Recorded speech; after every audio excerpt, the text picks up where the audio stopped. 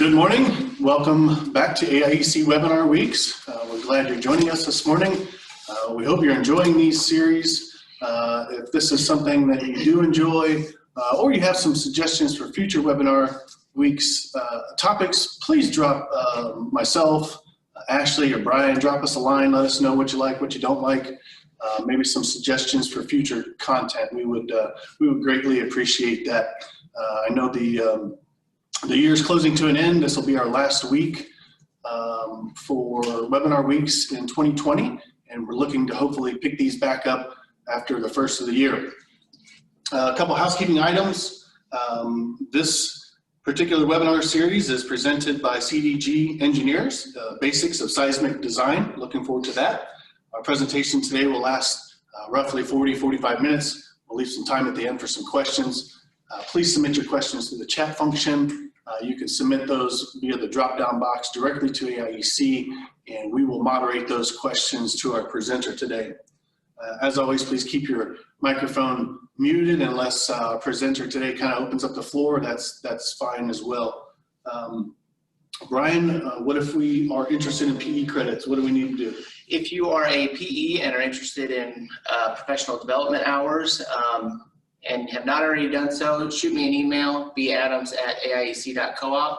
I'll make sure to keep an eye on your registrations and make sure you're logged in for the webinars to be able to get you your credits at the end of webinar weeks. One thing I forgot, Brian, we will be putting out a survey for these.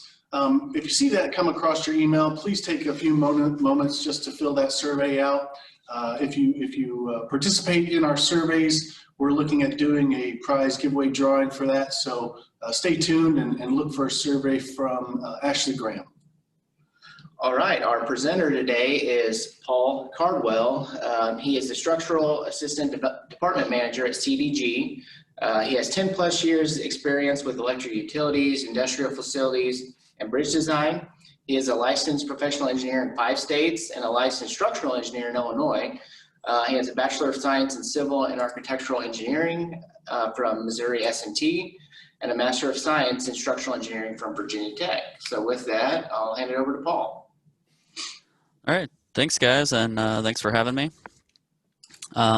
Yes, I'll be talking about basics of seismic design, kind of a peek into the structural engineers process for going through designs and what owners and operators can do to help plan the project and guide it to be more economical. There's kind of this misconception that designing for earthquakes is costly both on the design side and for construction. It doesn't have to be with some good planning. So that's my mission today. Hopefully you'll find it insightful. Just a little bit about CDG Engineers. We're a full-service multidiscipline engineering firm with capabilities in civil, structural, mechanical, and electrical engineering, as well as architecture. Services include planning, engineering, architectural design, and construction administration. And then we work in the fields of infrastructure, power, mining, and heavy industrial. Our structural department is one of the larger departments, but they're all fairly similar size. We have 12 full-time engineers, 9 are PEs, 3 of which are SEs, and then we have 3 EITs. Being a multidiscipline firm in many different market segments, we're lucky we get to do a lot of different structures. I find it very rewarding, and I've been able to see a lot of different types of structures in my time here. Some specialties are industrial facilities, equipment structures, substation structures, power plants, existing structures, modifications, inspections, things like that. Infrastructure, and then we always do foundations for whatever type of structure. Brian already introduced me, but I'm the assistant department manager here at CDG, and my specialties kind of fit in line with CDG: retrofit and new construction, industrial buildings, equipment structures, and then foundations. So into the presentation, basics of seismic design. I'll talk about kind of a structural engineer's process, how we go through the project. First, I'll start off how loads are determined, then talk about site considerations and impacts of your specific location on the seismic effects to your structure. Then building considerations or non-building considerations. What is the configuration and size of your building and how to make the right choices to save money in the long run. And then seismic force resisting systems. This is your bracing and the structural system of the building to help dissipate energy and help transfer the seismic forces to the foundations. And then foundation design, I'll briefly talk on that, and existing building modifications. So getting into the theory, I'll admit I'll get a little deep here, but bear with me. We'll make it through it. But for non-structural engineers, I kind of want to walk you through how forces are determined. So everyone knows that earthquakes cause ground motion. That lateral displacement translates to lateral forces proportional to the structure's effective weight. So a percent of gravity, so you have your total building weight, you take a percent of gravity, you apply that as a lateral load. This graph up here is a seismograph. I'm sure many of you have seen something similar. It's acceleration as a percentage of gravity with respect to time. So this is kind of the oscillations of an earthquake. This is a famous one that's studied often. It's the Northridge earthquake in California in 1993, I think. So researchers will program this to a shake table. They'll build a full-scale mock-up, shake the table, and see how the building reacts. And that we use that in developing our codes and thus designing new structures. So just show you what I mean by a shake table. Here's a video.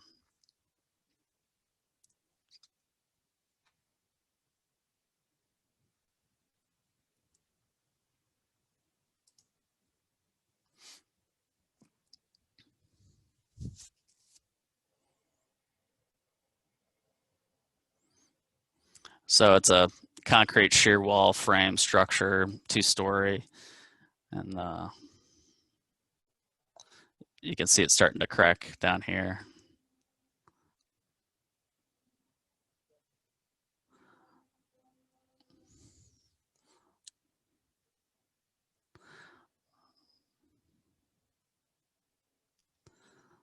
So it's pretty cool to see things like that, and they use that to help us come up with new, update our codes to make sure that we're estimating the effects of earthquakes properly. So to talk more about the theory behind it, let's imagine you have a mass on top of a spring, and that spring's attached to the table, and then you bump the table. Momentarily, that mass is going to stay where it is, and the table shifts, and there's this displacement. Well, that displacement imparts a load to the structure, to the spring. The spring has a certain stiffness. If it's deflected, it takes force to get it back to an equilibrium. So that's really basic. It gets more and more complicated as you add more springs. You have multiple columns, multiple beams. They're all acting like springs. They're in this different configuration, and then you have masses at different elevation throughout the building. And how all those reacts is hard to predict. And then you change the oscillations. You don't bump the table once, but you shake it back and forth at varying accelerations. It's really hard to predict as far as coming up with a specific load to design for. So we have this method called the equivalent lateral force method. It's based on that research and experience, and there's conservatism built into it. And it's trying to design for the maximum earthquake at your specific location, not the worst case that could ever be seen in the world. It's at that specific location. So you've probably heard of the term base shear. This is the equation for base shear. There's this seismic response coefficient multiplied by the total building weight, and that's your base shear. And that seismic coefficient is the CS factor. So this SDS is kind of I'll talk more about these parameters, but that's kind of your building and site-specific parameter. The R is response modification factor. That's how well your building deflects and dissipates energy.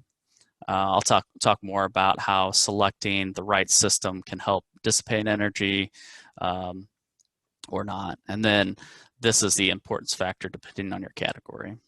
Now, this is the really basic formula. There's a lot that goes into each parameter, and there's caveats that you have to check, but I won't get into all that. So once you have your base shear, that's the total force applied to your building, then you distribute the load vertically and horizontally. Vertically through brace frames or moment frames, or if it's a concrete, it'd be concrete moment frame or shear wall, and whatnot. I'll talk more about materials later. And then your horizontal distribution is through diaphragms, either flexible or rigid. Flexible diaphragms would be your roof, typically, corrugated metal deck. Rigid diaphragms are concrete, concrete floors, things like that. So what impacts magnitude? A big thing is large masses. Large masses at higher elevation. Go back to that analogy with the spring on top of the table, with the mass on top of it. The mass you first pictured in your mind, now double it. And you bump that table, well, it's going to deflect a lot more, and more forces are going to be imparted on the system. So that's the biggest thing that can affect the magnitude. Site location, I'll talk more about specific locations, but as you know, there's New Madrid near us, higher seismic regions, and as you get away from those, they decrease. And then soil conditions, I'll talk more about the importance of getting a geotechnical engineer early on the project to help us with the foundation design and the seismic site class. And then I'll talk more about the structure's response to ground motion or its ductility. I kind of briefly mentioned that. That's that R factor. So I showed you the lab from the University in California, but I thought I'd employ my own lab. This is my daughter, my oldest daughter, Emma. She's building a seismic force resisting system out of Legos. Right now, she's just mocking me, saying fancy word. And this is Audrey. She's the architect of this operation. She's talking about Harry Potter wearing jammies on top of this tower. Anyway, okay. So here's Emma. She's going to shake the table. We'll see how our structure does. Okay. Well, not very well. I'll leave it to the researchers to work on that. So site impacts, the map spectral response acceleration. So that's that percent of gravity that I was talking about. So the maximum expected earthquake in your specific region. So you can see here's New Madrid down here. That's the highest seismic region, and then it kind of decreases as you get away from there. But it's still high and important to look at for St. Louis and central Illinois. Illinois is impacted by this New Madrid fault, so it's important to know your specific location and design for it. Soil site class, very important to get a geotechnical engineer involved in the project early on, and they'll give us the soil site class, and that's kind of explained down here. It's in real general terms, A through E, depending on how hard the soil is. If it's hard rock, dense soft rock, or clay soils, that's gonna that's going to really direct how big our forces are and the impact of the site to our structure. So with the site class, we come up with these different parameters based on the acceleration due to the site and the soil site class. We come up with different parameters, and we calculate a seismic design category. It's another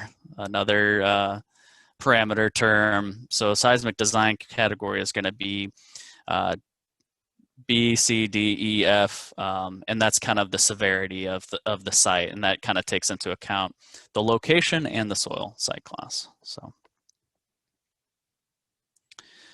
So we talked about our site. We know where it's going to be located.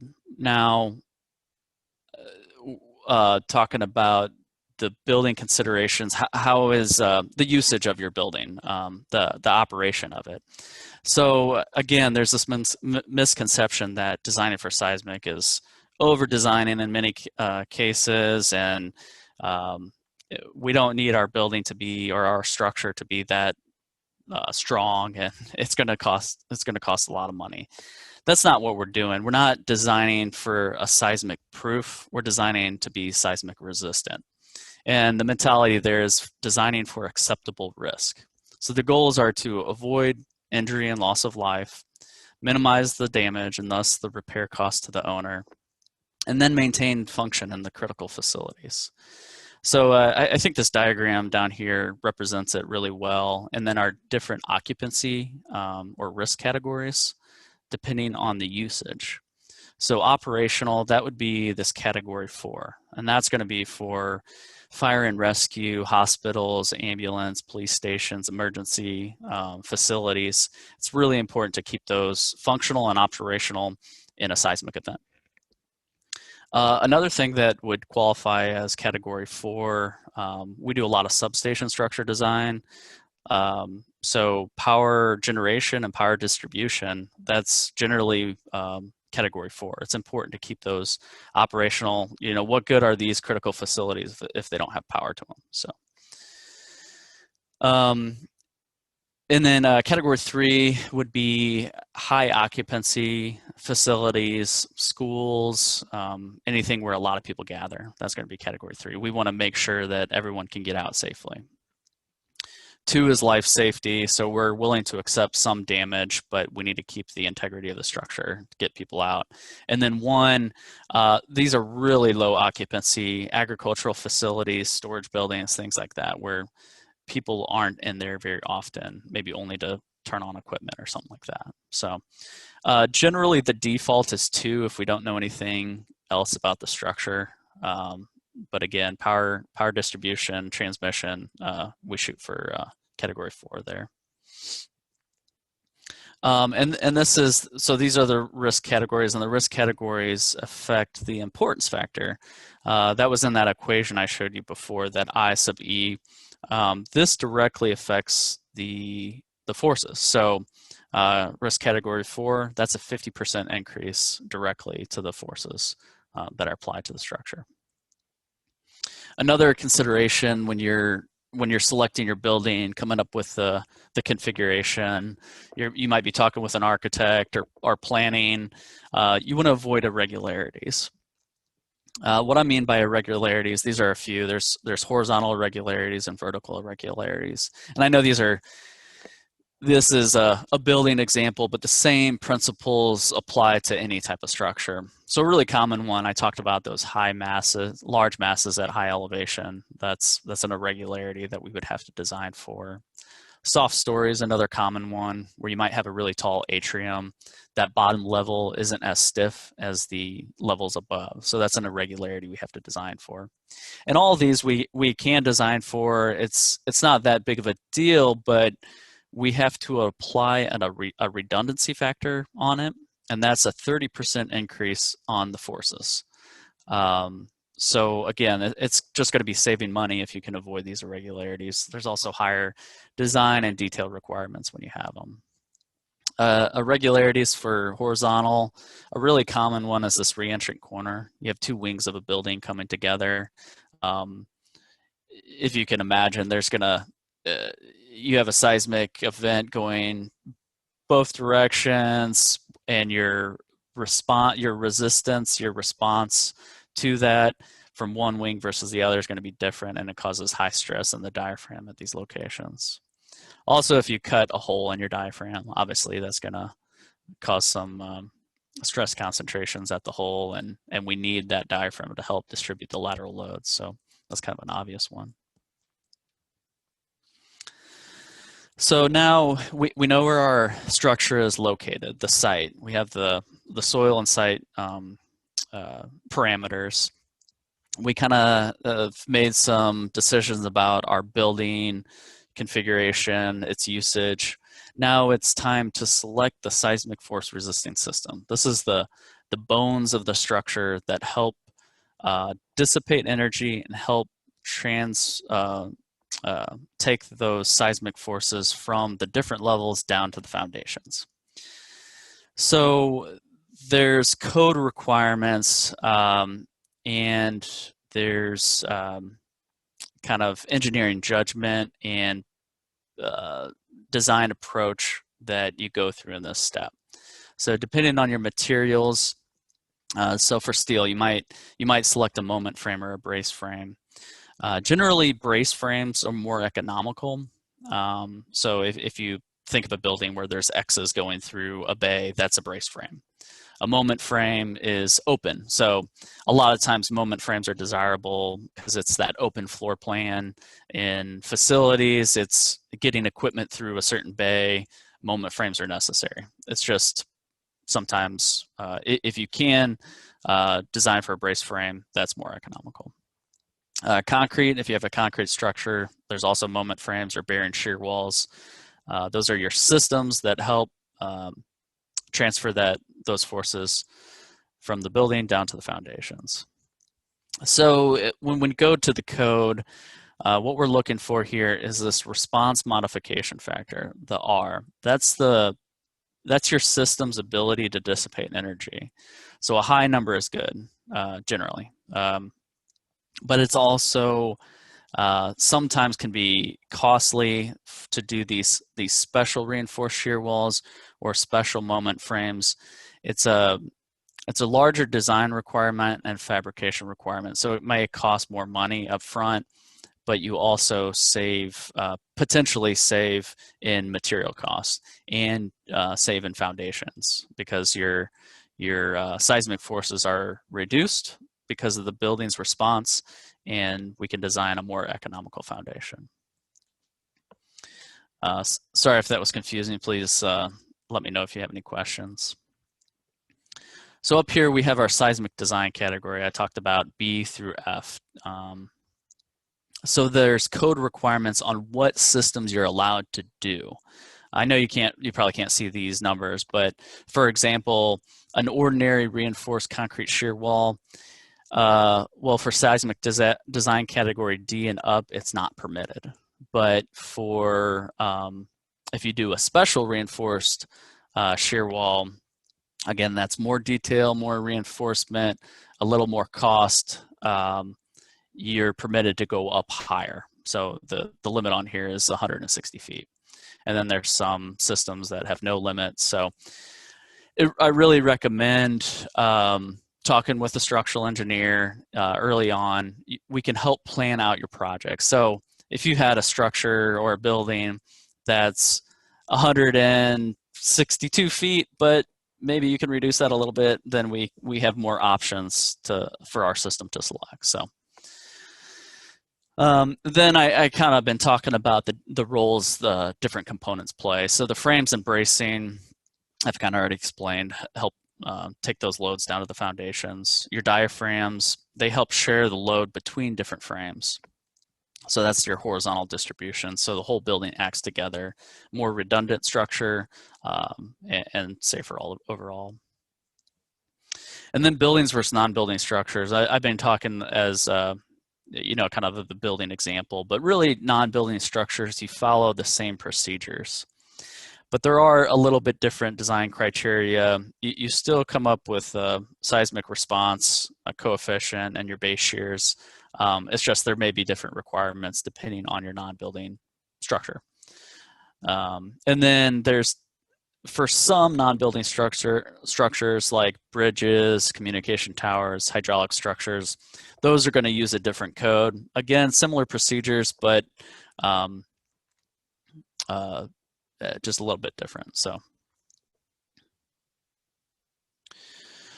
we have our seismic force resisting system. We kind of have our building planned out. Now it's time to design. It's time for the structural engineer to design. So stronger is not always better, at least not for all members. There's this thing that I've been talking about, ductility. So to give a definition to that, that's the property of elements to continue to carry loads past their elastic limit or yielding. So this can be used to dissipate energy, and that goes back to that response modification factor. The building's ability to dissipate energy can help reduce seismic loads. But we also use ductility strategically in our design. We want to protect the non-ductile elements. What I mean by non-ductile elements are your critical connections, columns, beams to columns, columns to foundations. We need to protect those elements that can't yield. If they failed, it could mean local failure or even catastrophic failure to your structure. So we want to protect that. One way we do that is this weakest link mentality. So going back to the brace frame structure example, we come up with our seismic forces and we design that brace for the seismic forces. Then we want to make sure that that brace yields before the connections or the beam or the column fails. So we either amplify the force for those connection designs, or we design the connections for the maximum force that brace can experience. So some of you, maybe engineers, may remember your materials lab, the tension test where you're pulling a piece of bar until it yields. Well, so we can, through calculation, we can determine what the brace's yield point is. And then what that force is, that's what we're going to design the connection for, to make sure that it does not fail and the brace does. Then the next part, we have our system. We've kind of designed all our members. We need to check our structural deflection. So that ductility and flexibility is a good thing to dissipate energy, but there are allowable story drifts. We don't want to have too much deflection. We could damage the parts of the building or non-structural elements if we have too much deflection. And then also there's the seismic separation. If we're adjacent to other structures, we need to make sure they don't bump into each other, or different structural elements bump into each other and cause damage. So that's what that is. Here's an example of a project we did recently. A very large facility, high seismic region, poor soil conditions. This is down near Cape Girardeau. And you can see the 3D image here. There's those large masses at high elevations. We have heavy equipment on top of the roof and at different levels. So because of the height and the soil conditions and the site, the location, we had to select special concentrically braced frames. For reference, there's ordinary brace frames, intermediate brace frames, and special brace frames. And what that means is there's higher design and detail requirements up front. It is going to cost more to build generally. One challenge on this project in particular is it's a kind of complex configuration, and where you have these special braces, special connections. We need to work closely with the fabricator and the contractor, make sure the fabricator is fabricating it to our design intent, so we get that dissipating energy and we protect those connections. Foundations. So we have our building design, and now it's time to design the foundations. So So our building design, we can figure out what the reactions are at the base, and then we design our foundations. Again, really important to get a geotechnical investigation for this. We already talked about the soil classification, but also the quality and the depth of soil layers and rock. Also, depending on the site, they may have to look at the slope stability of the overall site to make sure you're not going to get this kind of global, what they call global failure of the soils, and then to identify any liquefiable soils. So liquefiable soils, they're sandy layers within the water table. And what happens in a seismic event is since that sandy layers are saturated, when the ground starts to shake, it just turns to soup, and it's unstable to support a structure. Deep foundations are always required in a liquefiable soil region. We had a project a couple of years ago that was in a liquefiable, had liquefiable soils, and it was a large area. It was about 20 feet layer. And we had to design reinforced drilled shafts, drilled caissons, some people call them, down to bedrock. And that was for a bunker structure in New Madrid for a power plant. So it's real. We've seen it. So definitely need to know the quality of the rock or the soil below. Deep versus shallow foundations. Generally speaking, shallow foundations are going to be more economical, but they're not always feasible for design. You have to ask yourself how much settlement or differential settlement is the owner or operator willing to accept. Some facilities, you might be able to accept an inch of deflection, but in many cases you can't. It's going to cause damage to the structure. It could cause operational issues with equipment. So again, it's just important to know what our soil is underneath. And then what's required by code. Depending on that design criteria I was talking about before, there might be specific design and detail requirements. So for example, this structure here pictured, this concrete is actually a pile cap. There's driven H piles. There's about 3 per pile cap. This is in downtown St. Louis, seismic design category D. And one requirement is to provide seismic ties, and that's what this is. These big grade beams, reinforced seismic ties that help share the lateral load between the individual pile caps. So that's one example of design requirements. Existing structures. Now this is kind of shifting gears to existing structures. What constitutes a seismic evaluation? We have clients in downtown St. Louis. We have these old buildings. My building was built in 1950s. Does it need to meet today's codes if I even touch it? Well, not necessarily, but it really depends. There's the International Existing Building Code, the IEBC, and they have 3 major definitions: repairs, alterations, and additions. They're pretty self-explanatory, but repairs are just that. You're repairing a damaged item. Alterations is changing something within the existing footprint. So you're not getting any bigger. You're just want to open up an area or make a modification within the inside or even on the outside, but just not increasing the footprint. And then additions is increasing the footprint. So for the sake of discussion, let's talk about alterations. There's different categories. There's different classifications of alterations. So it really depends on your situation, but in most cases, it depends on what percentage of the building you're trying to alter. If you can keep it under, again, not all situations, but if you can keep it under 5%, if you're not changing your lateral force,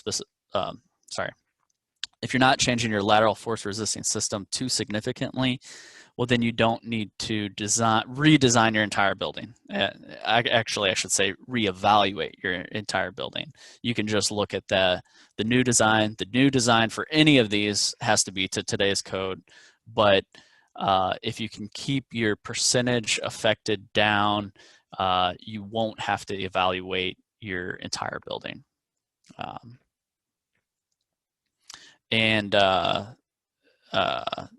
Yeah, so I think that's covers that, and let me know if you have any questions. Yeah, so okay, can move on here. Don't cut that brace. I've seen it in several facilities. Owners, operators, they'll cut a brace. As we've just discussed, those braces are important. They help transfer those forces. It's part of your lateral force resisting system. This one, I really don't blame them though. This was a poor layout in the beginning. There was this brace frame that the brace comes right through this walkway. You can see the walkway here. It was a tripping hazard, safety hazard. They couldn't get their equipment through. So really, I don't blame them for cutting this brace. However, they should have contacted a structural engineer. We could have come up with a solution that gets the brace out of your way and doesn't impact the integrity of your structure. So we could have come up, maybe changed this frame to a moment frame, relocated this brace frame to another location, or just change the configuration a little bit. So please reach out to a structural engineer if you run into that situation. So in summary, I've kind of been beating it to death, but get a geotechnical investigation. It's important for the foundation design and the site considerations. Hire an engineer early in the planning process. As we went through here, there's a lot of decisions to be made. Sometimes you might be led by an architect or a contractor that may not be as familiar with the implications of these decisions. So, you know, we do a lot of preliminary design for building and structures and help the owner select the right path, and you know, we can come up with cost estimate and let you know where we're going. So don't plan for determine design criteria. So that's kind of on us, but if there's any, you know, that building categories, risk categories, that definitely involves owner input. Don't plan on heavy equipment or storage on higher levels. Sometimes it's unavoidable. For example, here's the bunker structure in New Madrid. There's going to be a large flight conveyor that sits right on top here. There's a conveyor there. So that's a large mass at a high elevation. It's just unavoidable. And in fact, this is the New Madrid bunker structure that I was talking about, where we had deep drilled caissons over liquefiable soil. So we had to go, these were pretty beefy, had to go through those liquefiable layers and get down to rock. Don't plan on having irregularities if you can avoid it. Again, it might be an architectural feature, but maybe if you had an engineer's input, we could keep those down and not have to design for the higher forces and keep our design reasonable. And then consider the building height limitations when you're selecting your material and the allowable seismic force resisting system. So that's generally what I want to talk about. Again, seismic design, hopefully this wasn't overwhelming. My goal was to make it you know, tangible and let you know that this is the structural engineer's perspective, and there can be cost savings with some proper planning. So that was kind of my goal, and like to open it up for, oh yeah, I forgot, your third option, or another option, is you could just put a sign in front of your structure that no earthquakes are allowed. But yeah, I don't recommend that. So okay, that's what I have. Let me. I was muted. Yeah, now if only that sign would work. Yeah, exactly. All right. If there are any questions, feel free to shoot those our way, and we'll read them for Paul. We do have a couple questions, though, that have already come in. The first one, do earthquakes always move laterally, and is there any vertical movement? That's a good question. There is vertical movement, and we design for those vertical forces. It's a little more straightforward, though. It's not dependent on your lateral force resisting system. It's just a percentage of your site acceleration and then applied to your vertical load. So it is there is vertical movement, and we do design for it. All right, one other question that came in. Do all municipalities adopt the IEBC for existing building modifications? Generally, yes. The IEBC is referred to from the IBC. So you probably all know about the International Building Code. Most municipalities adopt the International Building Code, and depending on which year, 2015, 2018, it'll reference the IEBC. So the answer is yes, generally yes. All right, Paul. Well, those were the only questions that have come in. If there's any last minute questions, feel free to shoot them our way. Otherwise, Paul has put his contact information up there. If you do have any other questions, or you can reach out to one of us here at the AIC, and we can get you in contact with Paul with any of your questions.